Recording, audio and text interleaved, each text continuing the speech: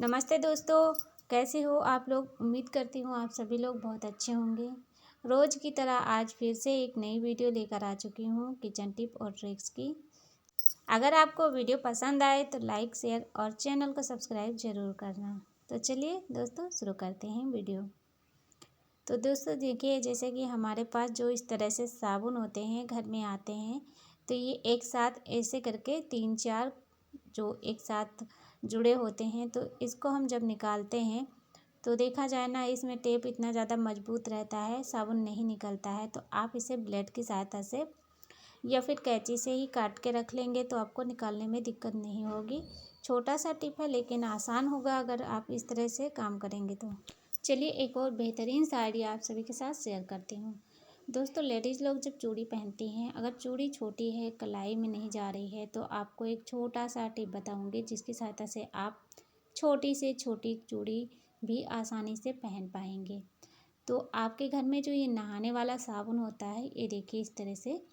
तो ये साबुन थोड़ा सा गीला करना है और इसके बाद आप इस तरह से अपनी कलाई पर लगा लीजिए।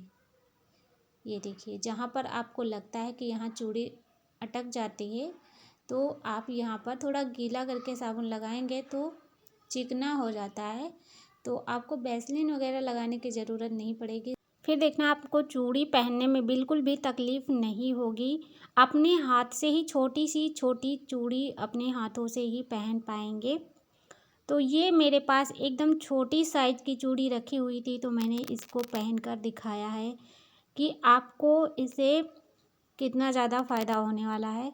देखिए, एक साबुन से ही आप ढेर सारी चूड़ी पहन सकते हैं और निकाल भी सकते हैं। ये देखिए, तुरंत ही गांठी पर बिल्कुल भी चूड़ी नहीं अटकी है। ये फटाफट से आपका काम हो जाएगा। और सूख जाए अगर साबुन तो थोड़ा सा पानी लगा लें। फिर देखिए, निकाल कर भी मैं दिखा रही हूँ।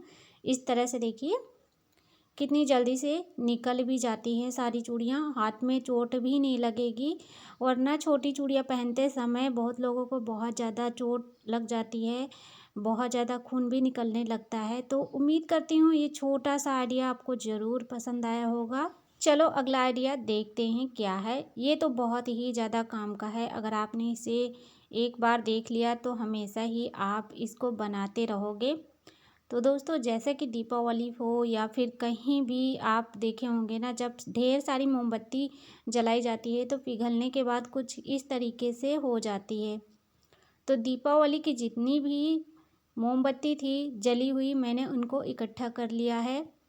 अब देखिए, सारी मोमबत्ती को एक मैं मिट्टी के दिए में रख रही हूँ। तो ये मिट्टी का दिया आपको थोड़ा सा दूसरे टाइप का लग रहा होगा, यानी ये दिया नहीं है, बच्चों को खेलने के लिए घंटी मिली हुई थी तो ये मैं ले ली, रखी हुई थी। अब इस तरह से मैंने इसको आंच पे रख के गरम कर लिया है। तो देख सकते हैं इतनी मोम पूरा पिघल चुकी है। और जो भी टुकड़े बचे हैं उनको भी मैं इसमें डाल दे रही हूँ इस तरह से, ताकि ये पूरा ऊपर तक भर जाए। अब मैंने यहाँ रुई लिया है और इसे एक लंबी सी बाती बनाकर तैयार कर लिया है। ये देखिए, टाइट करके मैंने इसको इस तरह से थोड़ा मोटी ही बाती बनाई है, ताकि जब मैं इसमें डालूँ ना, तो जैसे आप लोग मोमबत्ती जलाते हैं, छोटी साइज़ की मोमबत्ती धीमी जलती है, उसमें रोशनी कम होती है। अगर मोटी साइज़ की हम इसमें बाती डालेंगे तो ये काफ़ी ज़्यादा देर तक जलेगी और खूब ज़्यादा इसमें रोशनी भी होगी। तो देखिए, इस तरह से ये साइड में भी अच्छी लग रही है। बाती को हम इस तरह से साइड में अगर सेट कर देंगे तो, लेकिन मैं सोच रही थी कि इसको बीच में ही मैं सेट करूं।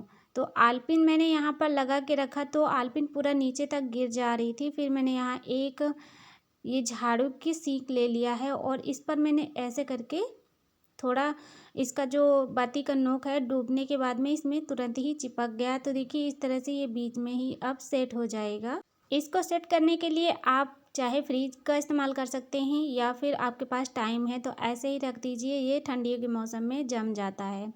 तो देख सकते हैं मोम एकदम बढ़िया सा जम गया है। एक बड़ी सी मोमबत्ती मैंने बनाकर तैयार कर लिया है। आसानी से घर पर बिना किसी पैसे खर्च किए और फ्री का जुगाड़ है। अच्छा लगे तो आप अपने घर पे ज़रूर बनाना और एक टाइम के लिए लाइट चली जाए या फिर आपके घर में इन्वर्टर वगैरह बंद हो जाए तो आप ना 10-5 रुपए की मोमबत्ती हमेशा ही मंगाते हैं। तो ये बेकार पड़ी हुई मोमबत्ती से मैंने एक बढ़िया सी नई मोमबत्ती बना लिया है। उम्मीद करती हूँ आइडिया आपको बहुत अच्छा लगा होगा। अब देखिए कितना ज़्यादा इसमें रोशनी हो रही है और दिए में मैंने इसलिए मोम रखा है कि जितना भी इसका मोम पिघलेगा वापस दिए में ही टिका रहेगा, बाहर नहीं गिरेगा। हम चाहे जहाँ पर इस मोमबत्ती को रख सकते हैं, गंदा भी नहीं होगा। उम्मीद करती हूँ आपको ये छोटा सा आइडिया ज़रूर पसंद आया होगा। चलिए अब देखते हैं हमारा अगला आइडिया क्या है। दोस्तों अब मैं जो चीज़ बनाने वाली हूँ ये तो आपको बहुत ही ज़्यादा पसंद आएगी। साबुन तो सभी के घर पे होता है और आपके पास माचिस भी होगी, तो एक आप साबुन ले लीजिए। अगर आपके पास कोई घिसा पिटा साबुन का टुकड़ा है वो भी आप ले सकते हैं। तो इस तरह से साबुन के ऊपर थोड़ी सी माचिस की तीलियों को लगा देना है। अब इसको हम रखेंगे अपने अलमारी में जहाँ पर हम कपड़े रखते हैं। तो आपने देखा होगा ज़्यादा दिन तक कपड़े रहते हैं अलमारी के अंदर या फिर आप बक्से में रखते होंगे तो कंबल वगैरह में बहुत ज़्यादा सीलन की बदबू आती है। तो आप इस साबुन को अलमारी के अंदर रख दीजिए, बक्से में रख दीजिए। तो इससे ना छोटे छोटे जो कीड़े होते हैं सीलन के वो भी दूर भाग जाएंगे और आपके कपड़े भी हमेशा फ्रेश रहेंगे, कभी भी सीलन की बदबू नहीं आएगी। छोटा सा आइडिया है, अच्छा लगे तो आप अपने घर में आजमा सकते हैं।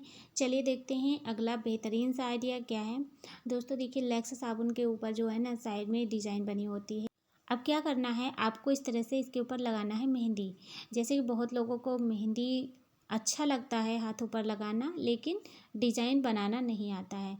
तो आप ना इस तरह से साबुन के ऊपर थोड़ा सा मेहंदी लगाएंगे और इसके बाद में ऐसे करके अपने हाथों पर छाप लेंगे ना, तो बिल्कुल जैसे बाज़ार में आप छपवाते हैं मेहंदी उसी तरह से इसकी डिज़ाइन बन जाती है। तो यहाँ पर मैंने ये हरी वाली मेहंदी ली है। अगर आप चाइना मेहंदी लेंगे जो फटाफट से स्टैंड चढ़ जाती है तो उससे ना बहुत सी सुंदर सी डिज़ाइन बन जाएगी। है ना कमाल का आइडिया, छोटा सा है, आप ज़रूर ट्राई करके देखना। दोस्तों खाली पैकेट जो होता है साबुन का इसे तो फेंक ही देते हैं लोग। अब देखिए फेंकने से पहले अगर आप देख लेंगे कि इसका क्या करना है, यूज कैसे करेंगे, तो आप ना बहुत ज़्यादा खुश हो जाएंगे। इस तरह से देखिए हमने इस पैकेट को लिया और ऊपर का हिस्सा अच्छे तरीके से काट के पूरा मुंह उसका खोल दिया है। फिर हमने पीछे साइड डबल टेप लगा दिया है।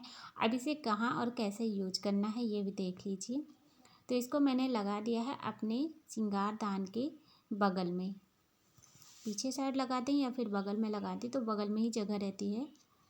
और आप देखिए जैसे कि लोग हैं ना अपना कंघी करती हैं तो इस तरह से ढेर सारे बाल निकलते हैं और इन बालों को इस तरह से उंगली पर लपेट लेना है ताकि इधर ना पूरा गिरे। और अब यहाँ पर देखिए इसमें मैंने इन बालों को डाल दिया है। अब जब मर्जी इसे निकाल कर फेंक सकते हैं। और इसके बाद देखते हैं हमारा अगला आइडिया जो कि बहुत ही ज़्यादा काम आने वाला है आप सभी के। अब देखिए दोस्तों जो नई आलू होती है छीलते समय आपने देखा होगा चाकू छुरी को लेकर बैठते हैं तो इसको छीलने में टाइम लगता है और इसका गूदा भी निकल जाता है।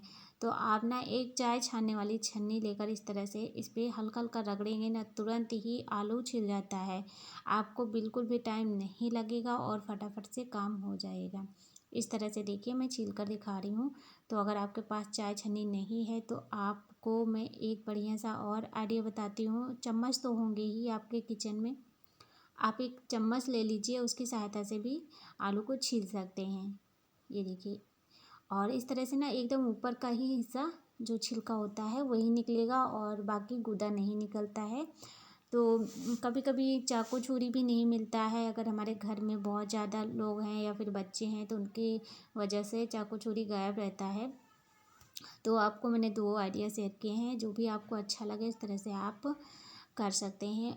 और इसके बाद जब नई आलू छीलते हैं देखिए मैंने यहाँ पर छील लिया है। और अब देखिए दोस्तों जो यहाँ पर ये आलू में इस तरह से कटा हुआ होता है तो यहाँ पर बहुत ज़्यादा मिट्टी रहती है बालू। और इसको हम सोचते हैं ना किस तरह से काटें तो ये बिल्कुल अच्छे से निकल जाए। तो देखिए आप ना ध्यान से देखिए चाकू को मैंने इस तरह से रखा है दोनों साइड से करके और ऐसे करके मैंने बढ़िया अंदर तक जितना भी बालू मिट्टी था उसको मैंने आसानी से निकाल दिया है। तो आलू भी नहीं ख़राब हुआ और आराम से इसका जितना भी अंदर का मिट्टी है वो निकाल दिया है। तो इस तरह से आपको ना छोटे छोटे से आइडियाज़ शायद नहीं समझ में आते हैं।